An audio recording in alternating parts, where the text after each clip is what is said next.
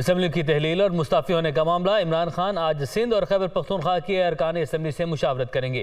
सिंध की पार्लिमानी पार्टी के अरकान का इजलास जमान पार्क में इमरान खान की ज़ेर सदारत होगा। इमरान खान सिंध असम्बली से मुस्ताफ़ी होने के मामले पर अरकान से राय लेंगे।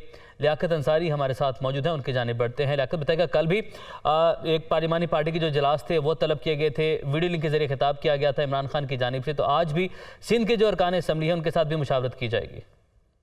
आज बिल्कुल तरीके साथ के चेयरमैन इमरान खान जो कि पंजाब और केपी के असम्बली तहलील करते हैं, सिंध और बलोचिस्तान से मुस्ताफी होने का फैसला कर चुके हैं। इस हवाले से उनकी मुशावरत का अमल जारी है।